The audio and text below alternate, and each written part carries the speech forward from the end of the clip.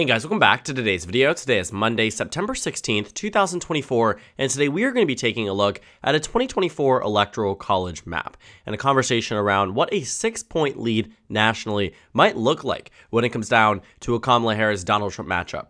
The reason why I'm doing this video is because we've seen a number of new polls in the post-debate era showing Kamala Harris expanding her lead on the national scale. But the ABC News Ipsos poll showed Kamala Harris roughly even with that of a pre-debate poll, showing her up 6 points in a likely voter screen from 52 to 46 against the former president. Now, it is really hard to see and visualize what electoral college vote victories might look like depending on the scale of a popular vote victory. And so in today's video, I want to provide a bit of insight as to what I personally think we could see in a 6-point victory for Kamala Harris and why that matters in the grand scheme of things for the 2024 election. Now, to talk about why it matters to start off, we have to look back at the 2020 presidential election, when Joe Biden won the national popular vote by 4.5%.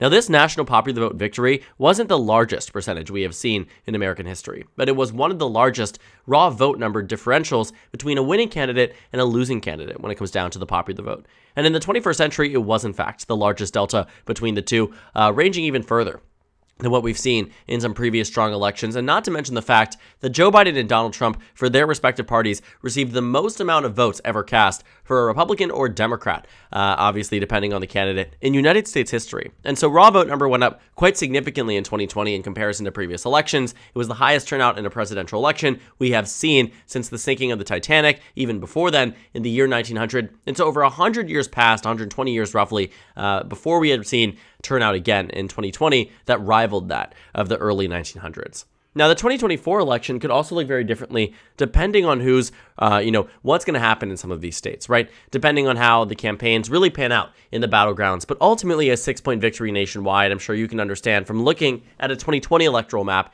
does in fact translate to a Kamala Harris victory. And so the 6-point lead isn't something that we've seen consistently on the national scale. Kamala Harris roughly adds up to about a 2-point advantage according to Real Clear Politics, a 3-point advantage according to FiveThirtyEight. Overall is in the advantage, but isn't ahead by 6 points. And that's because a 6-point victory is actually really hard to see at this point in time. So many Americans are so polarized about the current state of the race, and honestly, based on where Biden was just in fact a month and a half ago, 2 months ago now, was really a really hard starting point for Kamala Harris. And the fact is, she has gained roughly 6-7 points on the national scale since Joe Biden dropped out of the race, which is substantial in its own right. And so with 50 days to go, 49 days to go, depending on how you're counting the election, 49 or 50 days left to go, I want to go ahead and just look at this on an electoral college map because it genuinely does help orient ourselves as to what levels of popular vote victories might actually look like. And so we'll start out today with 6 points. As we get closer to the election, we'll talk about what a 4-point victory or a 5-point victory looks like, 3, 2, and 1, and obviously do that on the flip side. But right now today, I just wanted to really dive deep into this ABC News Ipsos poll because I've seen a lot of conversation around it, but ultimately, visualizing it and translating it to an electoral college map victory does in fact help us understand more about the poll and what this national popular vote means.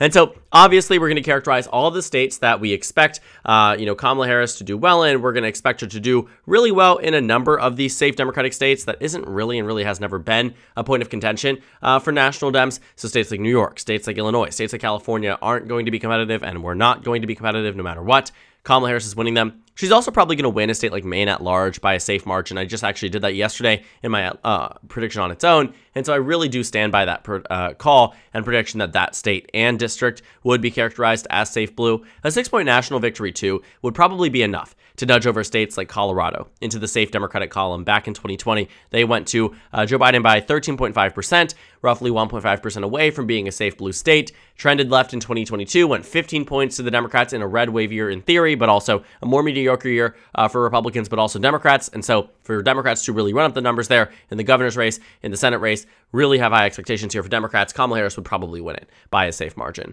which brings us over to roughly 345 remaining electoral votes. Now, none of the remaining states, I would say, I would deem to be safe blue, but there are some safe red states, which would help, build up the numbers that Donald Trump needs to win the presidential election. And so we're going to quickly go through some of these states that I would deem to be safe red. States like Nebraska, Nebraska at large, Nebraska's 3rd district, absolutely safe. And in terms of the rest of them, too, you might be surprised to see some of these states as not immediately safe. I'm going to save us some time and just characterize them as likely. I mean, that is the rating I think they will get based on margin. I don't think that's what we're going to see in terms of chance or likelihood of victory. Donald Trump is going to win these states that are characterized currently as red, whether lighter red or darker red. He's going to win them, and that's not really a point of contention. On the flip side, though, the margin does matter. It's an indicator of a more national shift away from Donald Trump, and I think that would be the case in this election, especially looking back at 2020. Again, this would be a minor improvement on the national scale, but it does roughly translate to some pretty substantial impacts on the down ballot races. Now, not every race is going to be decided by the same amount, right? States like North Carolina in 2020 went to Donald Trump by 1.2%. Just because Kamala Harris in this theoretical scenario is doing 1.5% better, that doesn't mean that automatically North Carolina is going to be a state that shifts just by that. By more, by less, that's all of the things that I want to talk about in this video. And I think a big reason why I've come to understand this election very differently than previous ones is because we are now in a post-Dobbs era, right? We are in an era where the likeliest group of voters are now pro-Dem, right? We are now in an era where the most engaged group of voters are now Democratic voters versus 50 years prior, it had been Republicans, right? Older, whiter, wealthier voters ended up being the most conservative groups in electorates. But now what we're starting to see, younger women, suburban women are turning away from the Republican Party. They used to be very big vote groups for Mitt Romney, for John McCain, for Republican candidates up and down the ballot up until 2016. Then it started to take a turn. In 2020, it took a huge turn, and since the Dobbs decision, has continued to go down that pathway. It is counteracted, though, by younger men being more conservative than ever before. It is counteracted by the fact that men are turning away from the Democratic Party, and rural voters are as well. And so that's why we're really in a competitive race. It isn't just that one side is moving away from the Republicans. There's other sides, too, that are moving away from the Democrats, and they start to balance each other. But here's what we know. Women are the most likely group to vote amongst gender breakdown. On top of that, too, white women are the most likely group to vote amongst racial demographic data combined with gender demographic data. Overall, in this election, the Democratic Party does stand to gain a lot in terms of vote share with a 6-point national vote victory. And so that's what we're going to see translated on some of these down ballot races, not to mention just the presidential map that we are filling out currently. And so Donald Trump and J.D. Vance will still have a pretty strong showing in states like Ohio, right? They're still going to win there. They're probably going to still win in Iowa. That's a state that I don't think Kamala Harris really should invest in or has any chance of winning in, but the new Ann Seltzer poll definitely tells us the race is more competitive there. And I do admit, I do think that Donald Trump has certainly, in a way, neglected some of these states that he used to visit on routine, used to be more visible in, used to invest in, because granted, Democrats are doing it too. And so in some cases, when you start to abandon a previous swing state, they start to turn away. Not enough so to say that Kamala Harris could at all win Iowa, but it does mean that we've seen this happen before, but Iowa could be slightly more competitive, and that's what the data is telling us. But moving past that point, right? I still think a 6-point national vote victory would give Kamala Harris a lot of security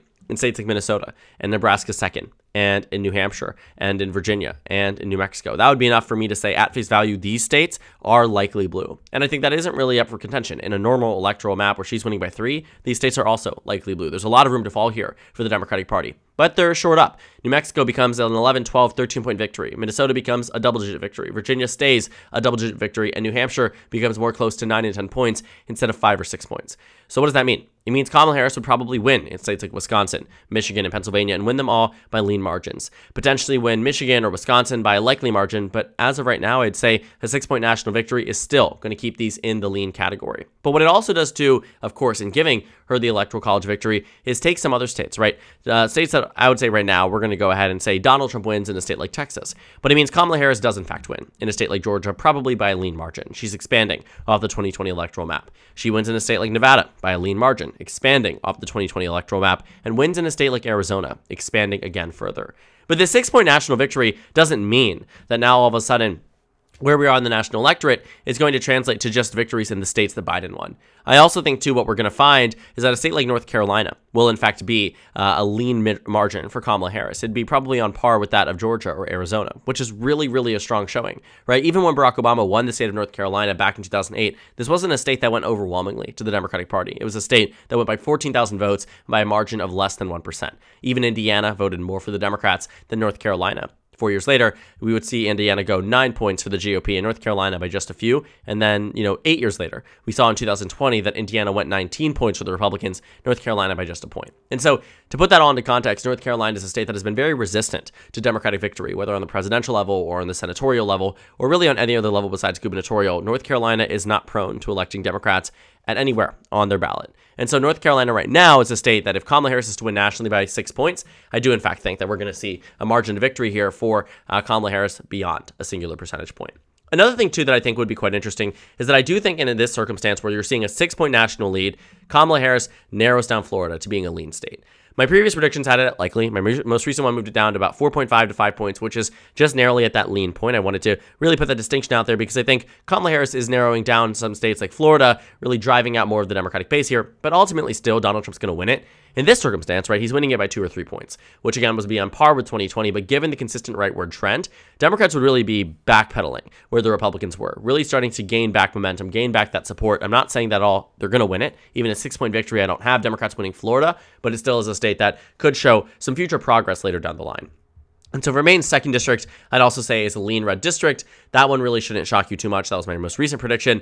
I stand by it too. We're still not going to see Kamala Harris win it, but it could come a lot closer to victory than where it is right now. In Alaska, I would move away from likely red to lean red, especially given some of the recent data points we've seen from the state. Voters aren't thrilled about Donald Trump in Alaska. They never have been. Right, when you take a look at the difference between even 2008, right, when we saw this state go to John McCain by 22 points. 2012 went to Romney by 14. Then came 2016. Trump won it by 14.7. Now, you might be thinking, okay, he improved based off Romney. Isn't that a plus? But take a look at the comparison, right? Take a look at 2012 versus 2016. A lot of these states, especially the battlegrounds, shifted quite tremendously. Florida shifted 2 points. Iowa shifted 15 points. Ohio shifted 11 points. Pennsylvania shifted 6 points. Wisconsin shifted 8 points. Michigan shifted 10 points. Minnesota shifted 6 points. New Hampshire shifted 5 points. All of these states, all the battlegrounds, shifted to the right quite tremendously. Alaska by just under a percentage point. And then came 2020. Look at the shift from 2012 to 2020. Alaska shifted 4 points to the right. And what happened overall was that this state, Alaska, became a state that Democrats were able to win. Not Democrats were able to, Republicans only won by 10.1%. Then 2 years later, Democrats won the House election in Alaska by 9.9%. And so now in the recent Alaska survey research poll, it does show Donald Trump within a point where he's going to win. But in a circumstance where Kamala Harris expands roughly 3 points nationally, it does in fact bring down Alaska to being a single-digit state, essentially a state that's around 4 to 5 points in favor of the former president. And you might be shocked to see it, but take a look at some other states, right? 2016, Donald Trump won Georgia by 5.1%. 4 years later, Biden's winning the state. That's over a 5-point swing. It takes less than that for Alaska to become a single-digit state. And, that matters, right? And that narrows it down to being a lean Republican state. And so in this circumstance of a 6-point national victory, like we're seeing with Ipsos and ABC News, what she did at that debate was maintain the level she was at before. Republicans have been really counting on Kamala Harris losing momentum, losing support, walking it back from where she was before. Because at this point in time, Republicans are not winning the national election. It's a lot closer than it ever has been compared to 2020, but it still is a race that the Democrats are narrowly in the advantage, which is why a 6-point lead is something that Republicans really weren't thrilled about when they saw the ABC News and Ipsos poll. But it probably isn't where we are currently. 6 points is probably where ABC News found it, but ultimately the lead here is still on average roughly 2 or 3 points, and I think that's more accurate than not. But a 6-point national lead, this is the map we would see. 219 electoral votes for Donald Trump and 319 for Kamala Harris. Now, not as thrilling for Republicans, rather as Democrats, as they would like in a 6-point national victory, but it is the current state of the nation that leads us to maps like this, leads us to close elections like this one. And 319 to 219, while it may be similar to that of a really strong Kamala Harris performance that could be a 4-point national popular vote victory, it also comes down to margins. Alaska would be lean red for the first time in decades. Texas would be lean red. Florida would be lean red. Iowa would be lean red. It'd be narrowing down a lot of states while shoring up Wisconsin, Michigan, Pennsylvania, Georgia, Arizona, Nevada, and flipping North Carolina from red to blue. 319 to 219. This is my prediction in a 6-point national popular vote victory for Vice President Harris. So thank you guys so much for watching this video. Make sure to comment down suggestions below. Subscribe on the left if you haven't already, and check out the Instagram and Twitter at the bottom left, top left actually of the screen. There's a Discord server for you to go ahead and join. On the screen there's a video you can watch and then a playlist for my 2024 presidential election analysis videos. Again, thank you guys so much for watching, and I will see you all tomorrow.